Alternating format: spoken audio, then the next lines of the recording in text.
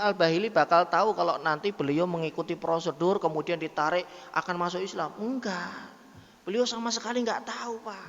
Itu ngalir begitu saja, pokoknya saya patuh.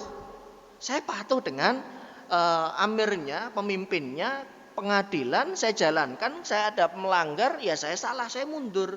Tapi justru karena keikhlasan dia, ketulusan dia, Allah yang membuka kunci pintu-pintu hati mereka kemudian untuk mengucap 2 kalimat syahadat.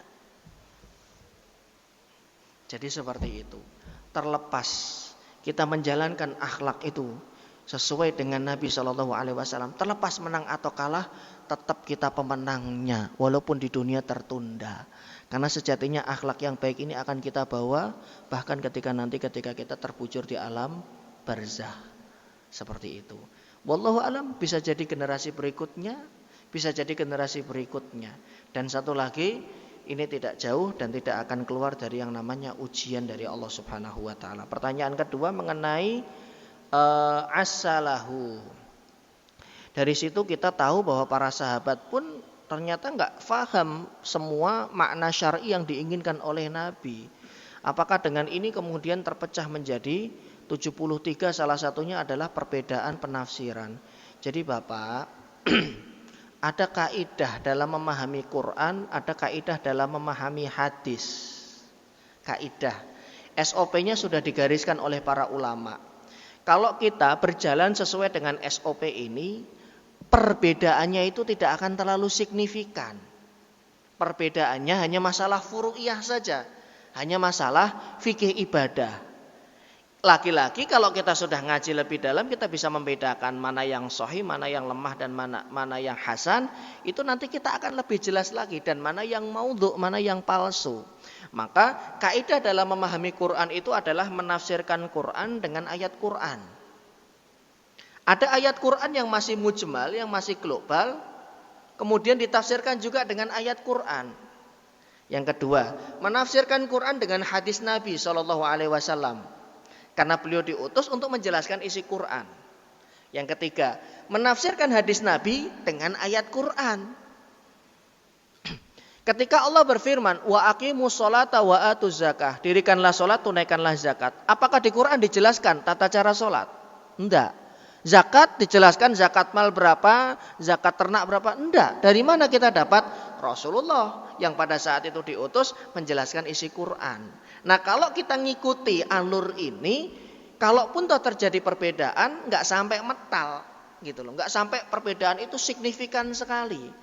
Yang kedua, setelah kita menafsirkan dengan kaidah tersebut, maka kita menafsirkan Quran sesuai dengan pemahaman para sahabat. Kenapa? Al-Quran itu turun dengan lesan mereka, dengan bahasa mereka. Maka yang paling tahu Quran itu sahabat. Makanya tafsirnya para sahabat lebih didahulukan daripada tafsirnya tabi'in. Ketika terjadi ta'arud, ketika terjadi perbedaan pendapat. Ini sebetulnya dibahas oleh fikih yang membahas materi fikih maupun tafsir Quran.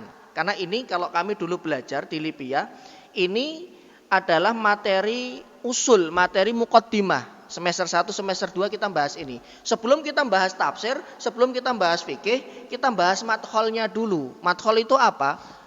Apa ya? Semacam muqaddimah. Agar nanti kita memahami Quran dan memahami hadis itu sesuai dengan petunjuk, sesuai dengan SOP-nya. Karena kalau langsung kita masuk tafsir, semua tafsir kita ambil.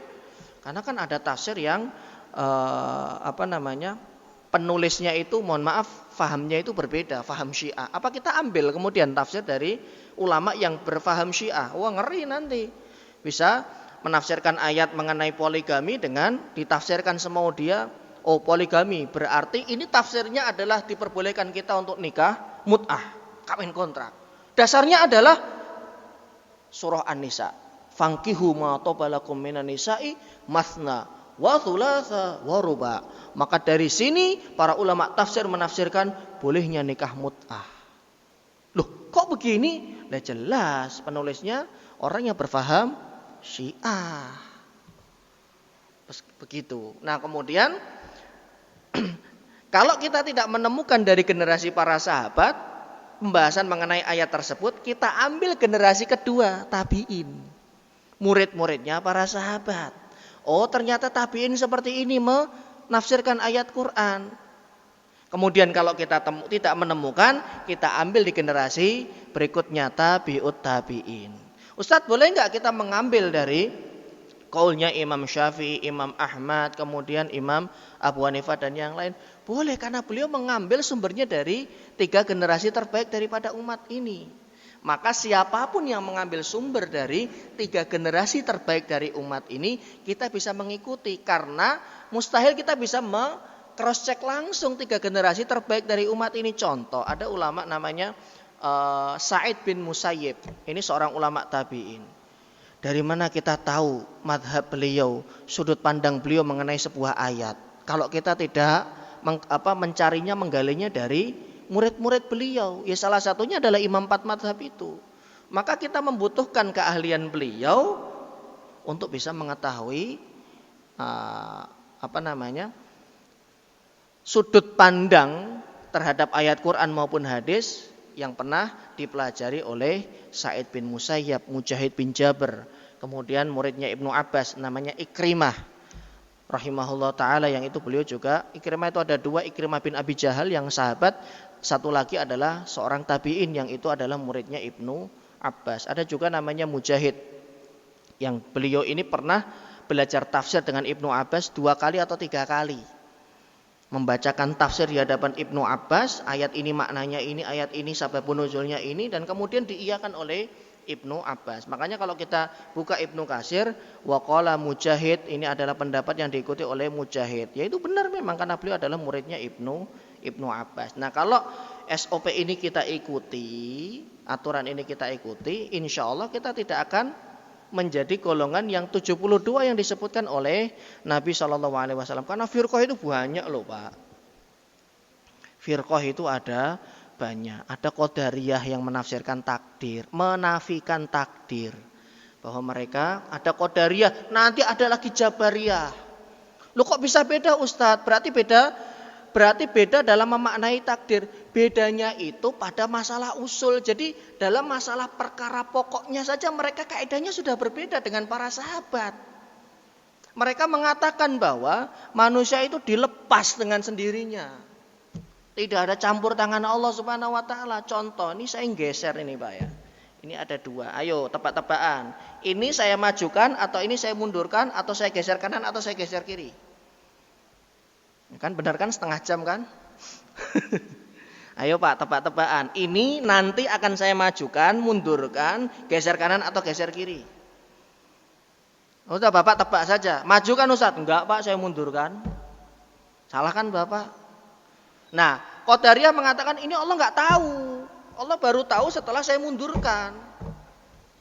Kan ngaco.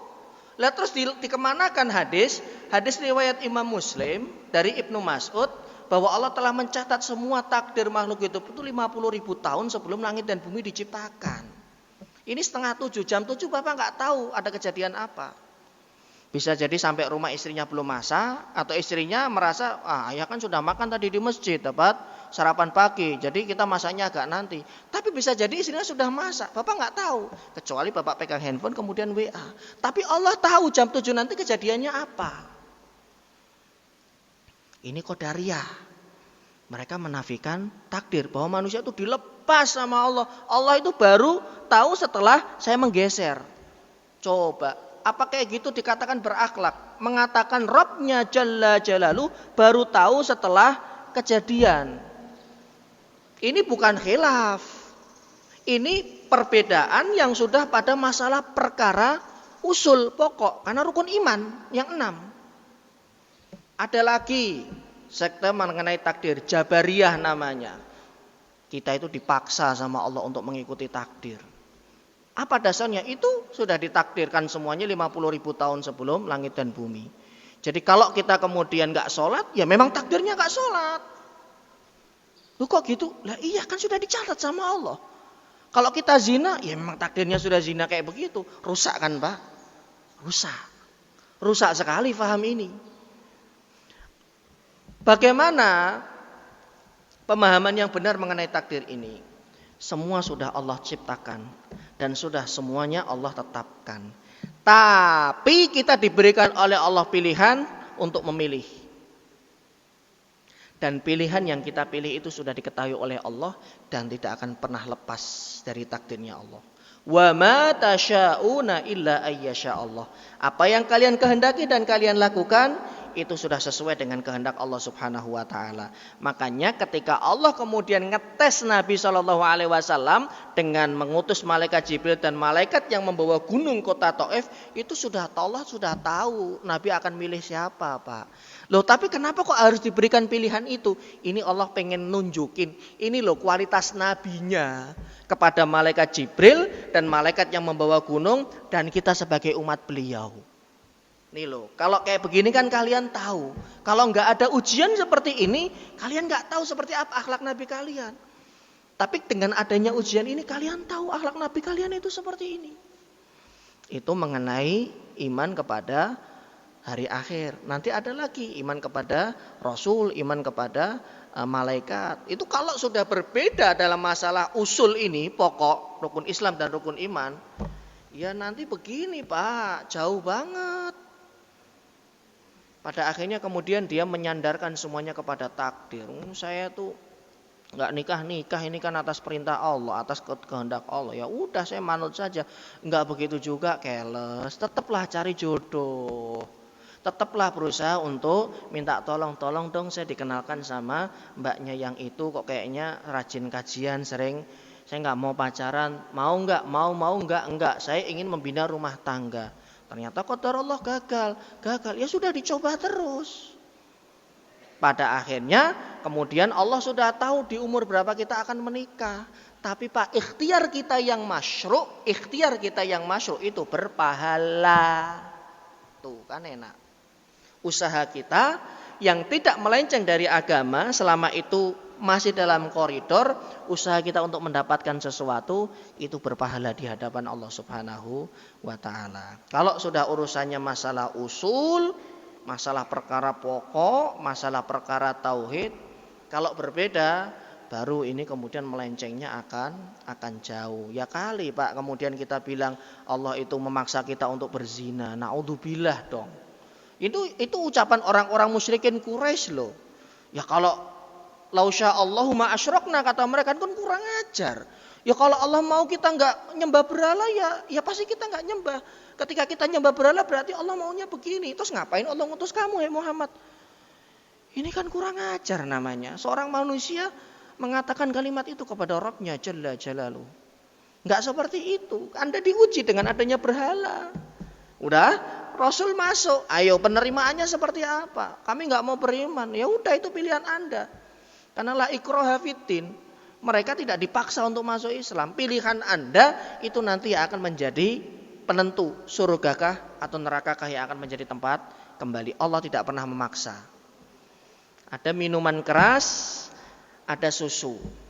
Kalau yang diambil minuman keras itu adalah pilihan Anda dan ini atas kehendak Anda, tapi pilihan ini sudah diketahui oleh Allah Subhanahu wa taala. Bukan Allah yang memaksa, karena Allah tidak akan pernah memaksa hambanya untuk melakukan kebatilan.